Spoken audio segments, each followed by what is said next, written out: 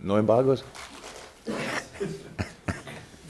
Before we talk about the weekend, a true Liverpool legend has announced his retirement from football today. I know you didn't manage him, but are you able to sort of sum up his contribution to Liverpool Football Club?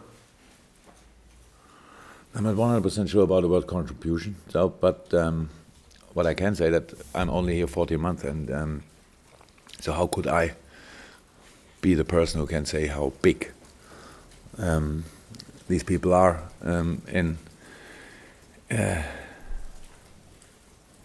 or how it is in Liverpool to live together with legends or whatever. I met a few, of course, and I met Stevie already, and he's a great person, and he's far away from wanting to be a legend or be handled like a legend. He's a completely normal guy, and it's nice having him around, and so good to hear that he is back in town, and all the rest we will see.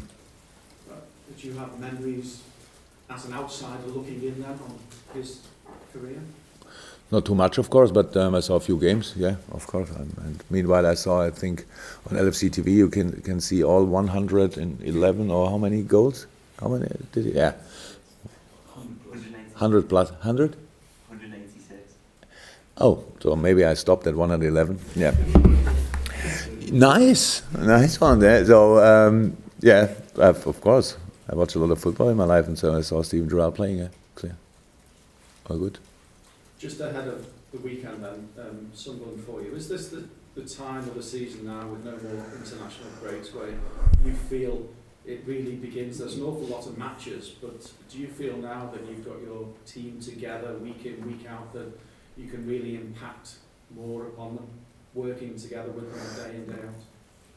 No, I really didn't have the feeling in the younger past that we suffered under the situation with international breaks or something. It's not perfect, but it's for all teams the same, so that's not a big problem. You have to be always to be ready for the next game. So when you don't have the problem with the international break, then you have other problems in a week. That's how it is. We had a few players they couldn't train properly all sessions in this week because of the last game or problems they had before and things like this. So you always have some problems, but it's not that I think about this moment now that it's now should be different to the first few weeks, because we have no time to waste in the first few weeks of the season, and so now it will getting more and more intense, of course. Because of the number of games in December, the end of December and January, on all that stuff. So, but that's the situation, and actually I don't think too much about it.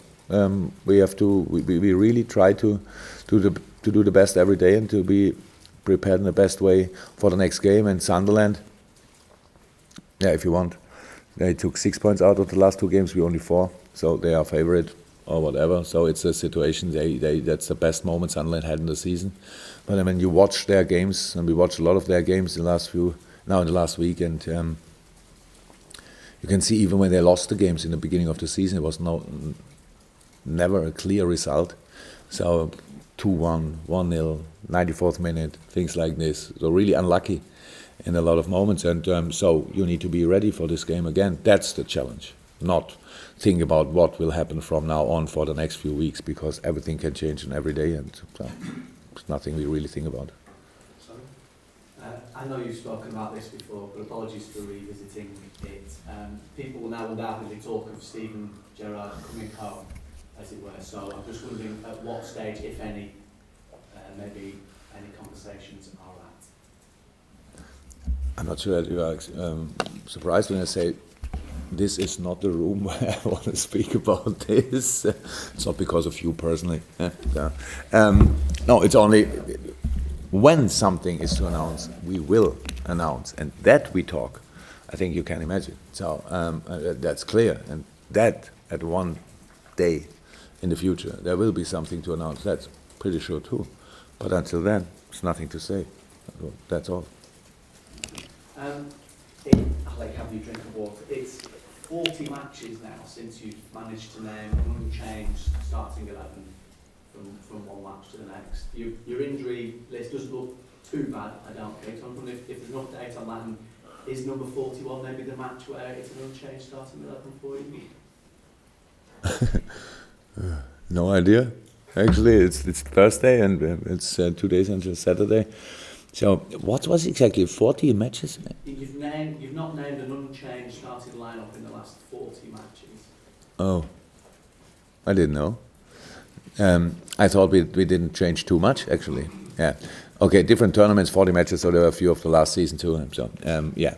And in this season, we always changed the starting lineup.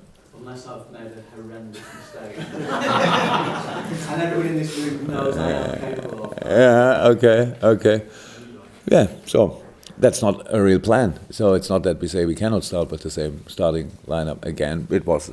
You're right, we have not the biggest injury issues until now. We had a few, of course, but sometimes it was not. The next game came too quick, and so we needed to make a change, or we wanted to make a change, but it's not. That's maybe what it shows.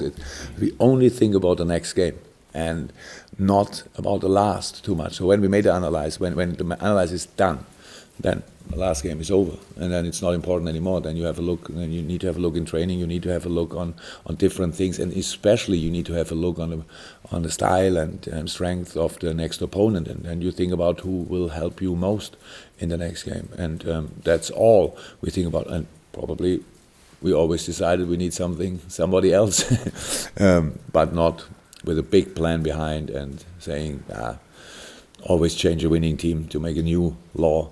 So, no, that surprised me a little bit, honestly, that it's so often in a row. If it's right. If it's right. Julia? Yeah, you said this is not the room to talk about. Just from a general point of view, he said in his statement that he's excited about the future. So, with what he could offer, are you excited for his future as well? Look, obviously you all are not satisfied with the question of the person next to you, and so you try to do it again. Steven Gerrard, 186 goals. So that each goal is a story. So if you want, and of course we can. And the first thing what you should all maybe learn, if somebody wants to help Steven Gerrard, stop being so excited about each step he's next doing, because maybe that's the reason. Because for everything in the life, you need the room and the space and to go to jump in and to do something, to learn something new. If he's retiring as a player, then the next thing what he will do is new. So, if he was a young player, now he will be a young whatever, and that we will see. There's nothing to talk about, and I'm the absolutely wrong person to tell anything about it, because maybe all of you know him better than I do. Yeah. But what I said, and that's a law, the door is always open for him. But from our side, if he wants an open door, but I'm sure he will, and if he wants to make which career ever, different career to his former career, then we want to help him. That's how it is. But nothing else to say. And maybe that was already too much. Steve. Yeah, great start to the season. Football. But you work with the players day in, day out. You know what they're capable of. How much more improvement can you see in them individually and as a consequence of the team? Since the start, or what? Again, something I don't really think about. No, but there's no. Why should I think about our limits or something? Or why should it was good enough in most of the games. It was not good enough in all games. That's how it is, and you have to perform again. And Sunderland is a real challenge, because you already. It's really hard for you, obviously, to ask about a Sunderland game, because everything else seems to be more interesting, and that's the situation we are in. So it's like the points are already on the count, and we couldn't be far away from having the points already. So that's how it is. So why there should be one advantage for Sunderland? We will not underestimate them, 100% not. If one person in the stadium will underestimate them, then would be the first mistake we could make. It's nothing else but to then obviously the weather will be good on Saturday, so it looks like, and then it's everything is prepared for a good football game if we do our job, which will be a difficult one. And why should I think about improvement from the beginning until now when I have that until now it was good, yeah, it was good, but the next job is already there, and we have to do this and to do it, the good things again and the not so good things again in a different way, and all that stuff. And the Southampton game was really important for us. It was really important because, of course, the result was not nice, not too nice, but the games before looked a little bit like we are in a flow, easy. Wow, from one point in the game, everything worked like this. It clicked here and there and all that stuff. And then we have this day when you don't score early, or you don't score, or you don't score at all. So, but you stay in the game because you are really ready for the work you have to do, and that's what we have to do, all of us, to be ready for the work and not at the 12th match day have expectations about the game. So, okay, now we have a good position. Come on, let's make the position better in the table. If somebody was disappointed after the game that we are not first in the table anymore, that's crazy. That's really crazy because nothing happened until now. We only have a good position until now for the rest of the season, and that's what we have to do. And if we want to keep this position or make it better, we need to improve 100%, and there is a lot of space for us. As far as Sunderland are concerned, then I know you're not going to underestimate them. Their fortunes in terms of their form has improved since Victor Anichebe has been put up front alongside Jermaine Defoe, and they're a formidable pairing, aren't they? Yeah, absolutely. Very, especially, sorry to say, Anichebe? Anichebe, yeah. I only read and saw him playing. I wrote his name, but I never said it actually until now. So it's good to know for the meeting. Yeah, very physical, strong guy. Yeah? So, yeah, we saw the games. And maybe they played better games than against Hull or Bournemouth, but they won the game, so that's the most important thing to get confidence. And obviously they have it now. But it's our job to show from the first second, as a big crowd involved, that we are different. Here it's different. All good. Sunderland, if they win football games in the Premier League, well done, deserved, whatever, but not here. That's what we have to show. That's not easy. Will not be easy, or the absolute opposite of easy. Very difficult. That's our job to do. And yeah, they have a good. Yeah, nobody needs to talk about. Everybody knows everything about Defoe. He's experienced, still quick, really good striker, all that stuff. So, and all the rest is good too. So that's Premier League, and that's the job we have to do. And I really hope that everybody. I will work on it, that my team is ready for it, and I hope that the whole crowd is ready for the game too. Carl? On the Southampton field, do you think that helps away in sort of grounding maybe players or people? You were flying before then you get too frustrated with the game. But does it help in bringing down sort of expectations a bit and maybe refocus on how difficult it's going to be? If there would have been any doubt about the attitude of the players, then it would have helped, because then you see, okay, with 80% attitude or whatever concentration, then you can win nowhere in the Premier League. And but it was not about attitude. So I was really happy with attitude and a lot of parts of the performance. That's how it is.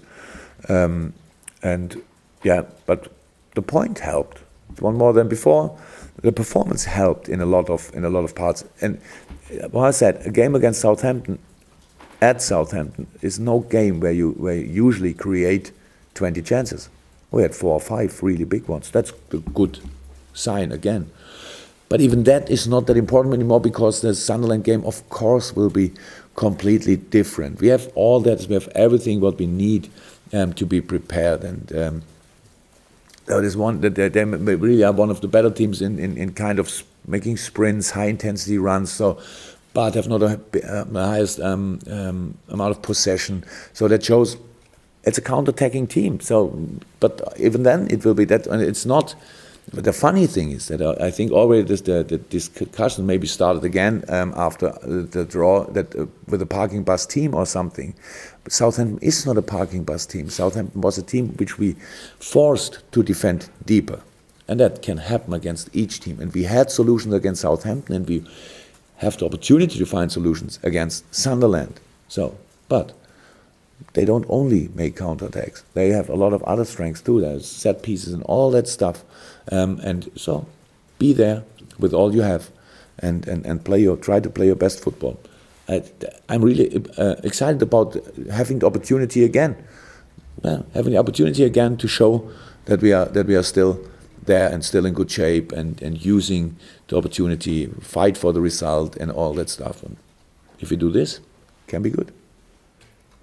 Katie, to finish us off. Yeah, but I realise I'm pushing my luck here.